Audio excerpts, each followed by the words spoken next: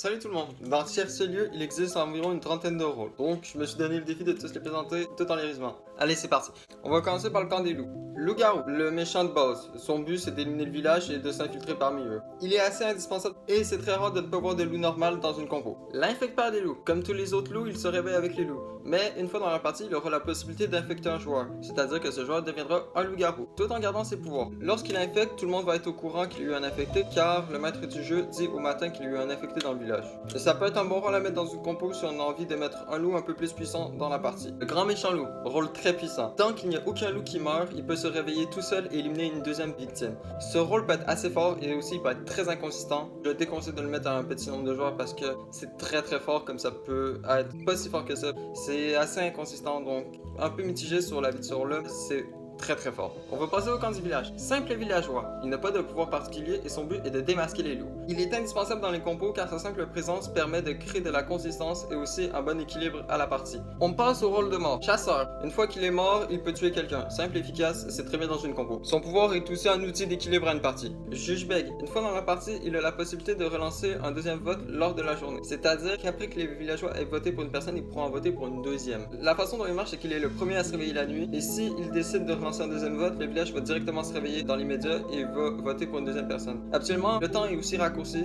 mais ça rajoute quand même un pouvoir de mort. C'est quand même un bon rôle. Le chevalier à l'œil verrouillé fait partie des 5 rôles les plus puissants du village sans aucune hésitation. S'il se fait dévorer par les loups-garous et uniquement par les loups-garous, le loup-garou le plus à gauche du chevalier à l'œil verrouillé sera contaminé d'une maladie et mourra le jour suivant. C'est un pouvoir qui est très fort dans le sens où tout le monde sait que le loup-garou est tombé malade une fois qu'il est mort, ce qui veut dire que les personnes entre le loup-garou malade et le chevalier à l'œil verrouillé sont des innocents parce que sinon quelqu'un d'autre aurait été contaminé. C'est un rôle qui est très inconsistant et aussi très puissant. Je mets seulement ce rôle lorsqu'il y a beaucoup de joueurs parce qu'il peut être très puissant comme des fois son pouvoir ne peut pas s'activer et c'est pour ça qu'il est aussi très inconsistant. On va désormais passer au rôle de protection mineure. L'idiot du village. S'il se fait voter par le vote du village, il survit et tout le monde connaît son identité. En contrepartie, il perd son droit de vote. Sa puissance peut varier selon le joueur qui le possède. C'est-à-dire qu'un joueur qui parle beaucoup et qui a beaucoup d'expérience en idiot du village peut être très puissant car c'est un innocent sûr. Alors que si c'est quelqu'un qui parle pas beaucoup, c'est beaucoup moins fort. La servante dévouée. Alors il y a deux versions pour la servante dévouée. Dans le jeu de base, la servante dévouée est plutôt un rôle neutre, c'est-à-dire un rôle qui peut changer de camp.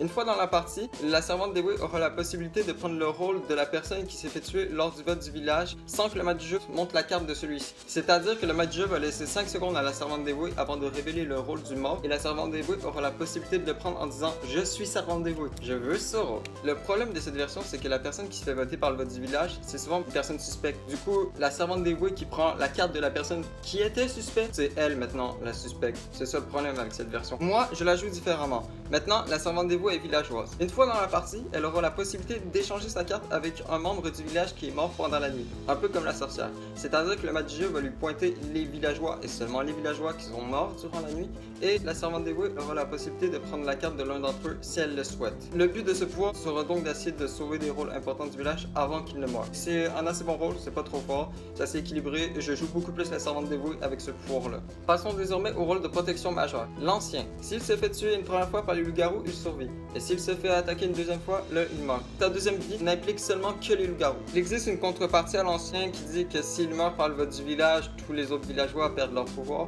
Mais je ne joue pas avec cette contrepartie-là parce que c'est beaucoup trop néfaste pour le village et ça déséquilibre trop les parties. Finalement, c'est un bon rôle de protection. Très simple à comprendre, c'est un rôle qui est pas si fort que ça. Je le mets très souvent dans mes compos. Salvateur. On pourrait aussi le considérer comme un rôle de voyance mineure. À chaque nuit, il a la possibilité de protéger quelqu'un. Il a le droit de se protéger lui-même, mais il n'a pas le droit de protéger 2 fois d'affilée la même personne. C'est un rôle qui peut être très fort comme assez faible. Dans les mains de bons joueurs, ça peut être vraiment fort. Et c'est un rôle qui peut aussi être assez inconsistant s'il désigne souvent la même victime que les loups. La sorcière. Alors elle est dans plein de catégories. C'est un rôle de mort, c'est un rôle de protection, c'est un rôle de voyance mineure, enfin bref. La sorcière est probablement l'un des rôles les plus polyvalents du jeu. Elle dispose d'une potion de mort et d'une potion pour sauver. Elle sait qui elle sauve puis elle a le droit de se sauver elle-même. Elle a aussi le droit d'utiliser ces 2 potions la même nuit. C'est un très bon rôle pour les débutants, c'est un bon outil d'équilibrage. Franchement, je la conseille fortement. Un dernier détail que j'aimerais ajouter par rapport à ces 3 rôles est qu'il est fortement déconseillé de mettre les 3 dans la même partie, car leur simple présence peut empêcher beaucoup d'élimination de la part des loups. Mettez les 3 si vous avez beaucoup de joueurs autour de la table, genre au moins 20,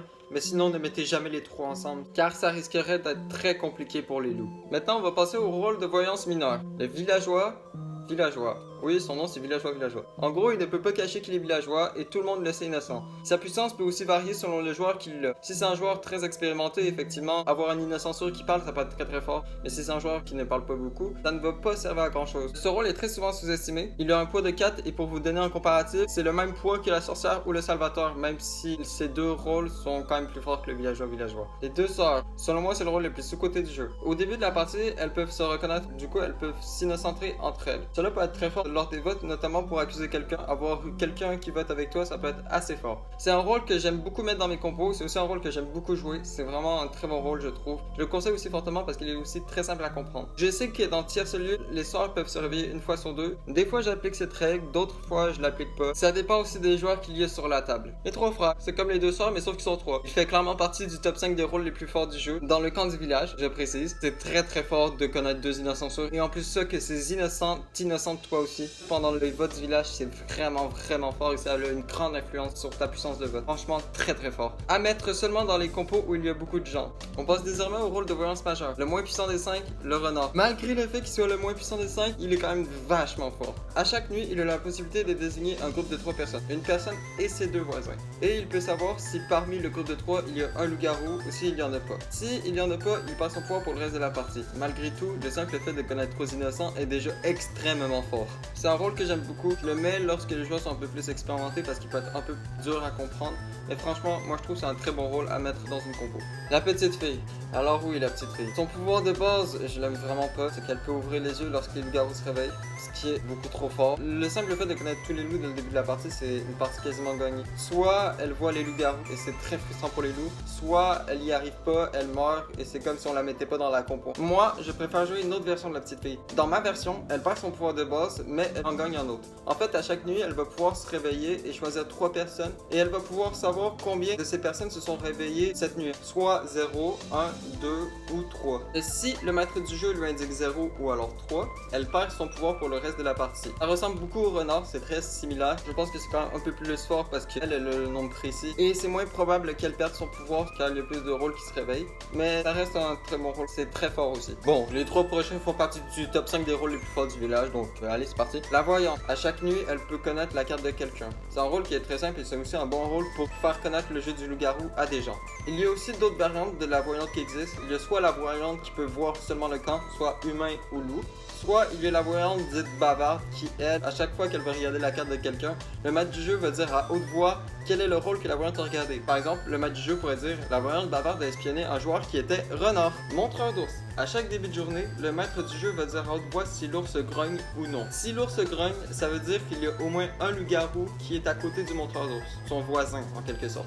C'est un rôle qui peut être très puissant parce que ce sont des informations qui sont publiques et qui sont révélées à tout le village. Sachant que s'il meurt, du coup les villageois vont avoir de l'information vu qu'ils vont savoir si l'ours a grogné ou pas. C'est un rôle qui est très fort et selon moi c'est aussi un rôle qui doit être mis à des compos où il y a pas mal de joueurs. La gitane sans filtre. Alors elle, c'est le rôle le plus complexe du jeu, c'est aussi le rôle le plus compliqué à comprendre. Pour la faire simple, elle dispose de 5 cartes spiritismes. Les cartes spiritismes sont des cartes où il y a 4 questions affichées dessus. Comment ça marche? Le maître du jeu va réveiller la gitane sans fil. Le maître du jeu va demander à la gitane sans fil si elle veut utiliser son pouvoir. Si elle utilise son pouvoir, alors le maître du jeu va lire les 4 questions à haute voix. Par exemple, les 2 joueurs que je vais désigner sont-ils dans le même camp? D'un signe de la main, la gitane sans fil va soit choisir la question 1, 2, 3 ou 4. Une fois qu'elle a choisi sa question, elle doit choisir un joueur qui devra poser cette question. Après avoir choisi le joueur va désormais lire à haute voix la question que la gitane sans fil lui a posée au début de la journée. Du coup, je vais donner un exemple. Imaginons que c'est moi qui ai reçu la question et que ce soit la question numéro 1, c'est-à-dire les 2 joueurs que je vais désigner sont-ils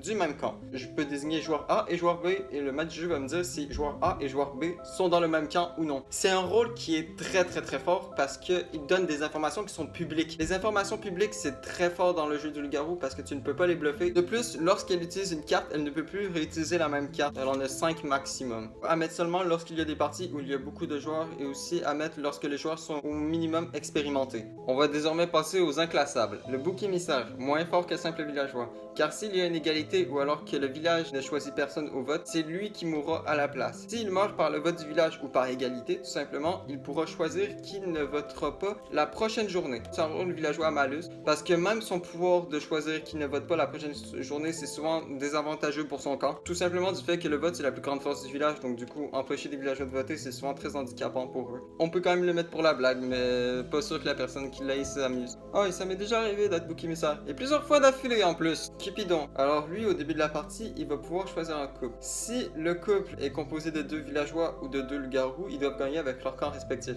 Cela dit, si le couple est composé d'un villageois et d'un loup-garou, là, ils devront gagner seulement à 2. Le Cupidon a le droit de se mettre en couple avec quelqu'un d'autre. D'ailleurs, si l'un des 2 amoureux meurt, l'autre meurt aussi.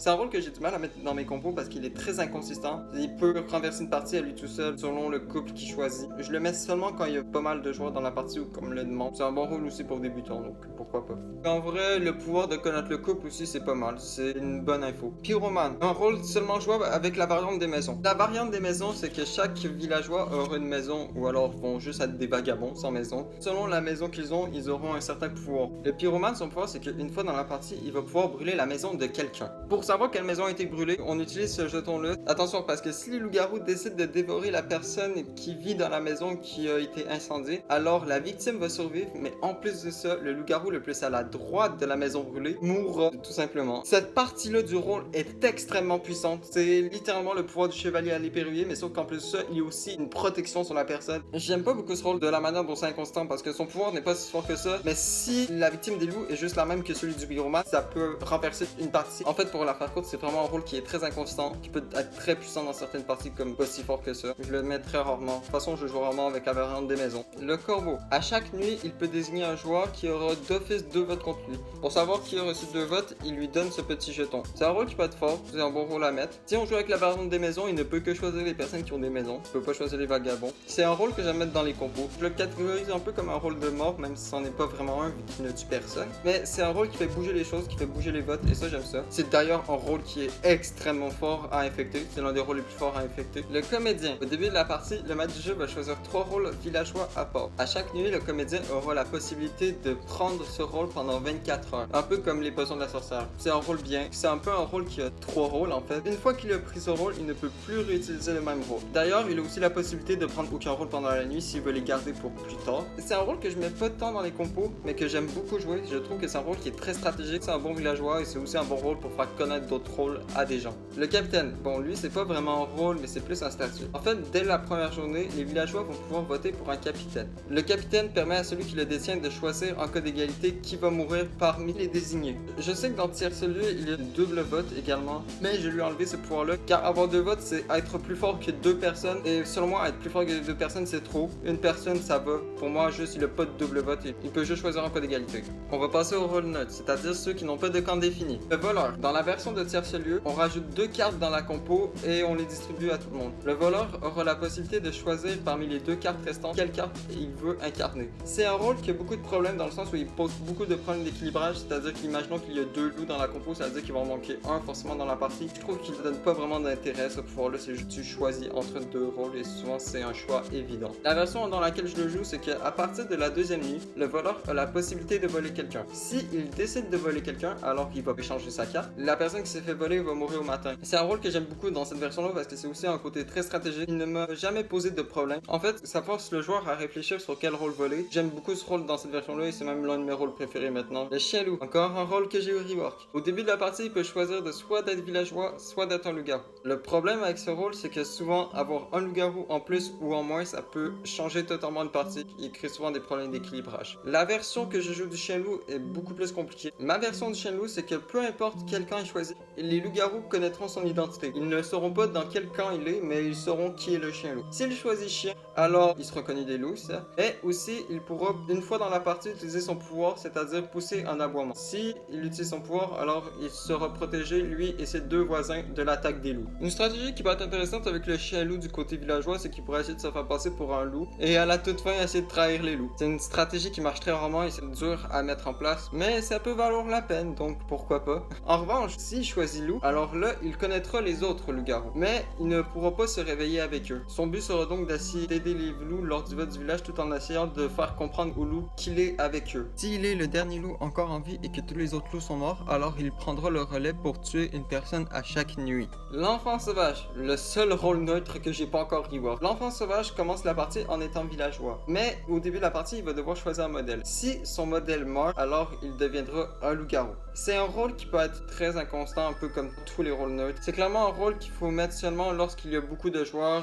On peut le mettre dans la compo si on pense qu'un loup moins fort serait bien pour la compo, mais je le mets quand même très rarement, seulement un grand nombre de joueurs. On va passer au rôle solitaire désormais. L'ange, s'il se fait tuer pendant le premier tour, alors il gagne la partie et la partie s'arrête. Si l'ange n'accomplit pas son objectif, il devient un simple villageois. Il s'agit d'un rôle que j'ai banni d'une partie parce que c'est très frustrant que la partie s'arrête, surtout après de longues explications. Il s'agit de l'un des seuls rôles que je cherche encore un rework et que je n'ai toujours pas trouvé. Par contre, si vous avez des idées de rework, vous pouvez toujours les écrire, on pourra toujours essayer de les noter, tout en restant dans le thème du rôle bien sûr. L'abominable sectaire, considéré comme le rôle solo le plus dur du jeu et aussi le raciste du village. Au début de la partie, le village va être séparé en deux camps. Par exemple, garçons contre filles, ceux qui portent des casquettes contre ceux qui en ont pas. Son but va être d'éliminer le clan adverse. Par exemple, si l'abominable sectaire est un garçon, son but, ça va être d'éliminer toutes les filles si les deux clans ont été répartis de cette manière. Le problème de ce rôle, c'est que c'est très dur de gagner, voire impossible. Car si les joueurs ont un minimum d'expérience, ils ne vont jamais éliminer tout un clan en entier avant d'avoir éliminé l'abominable sectaire. Moi, maintenant, ce que je fais, c'est que je propose plusieurs choix de clans à l'abominable sectaire. Je lui demande d'en choisir un. Celui qui va me choisir, ça va être sa condition de victoire. Je dis à haute voix les choix qui ont été cités, mais je ne dirai pas à haute voix quel choix l'abominable sectaire a choisi. Le joueur de flûte, l'un des rôles que j'aime le plus. À chaque nuit, il a la possibilité de charmer deux joueurs. Son but sera de charmer tous les joueurs de la partie. Attention parce que les charmés peuvent se réveiller entre eux et se reconnaître. Du coup, ils savent qu'ils ne sont pas joueurs de flûte. Parce que oui, le joueur de flûte ne peut pas se charmer lui-même. Petite précision par rapport au rôle, c'est que s'il se fait infecter,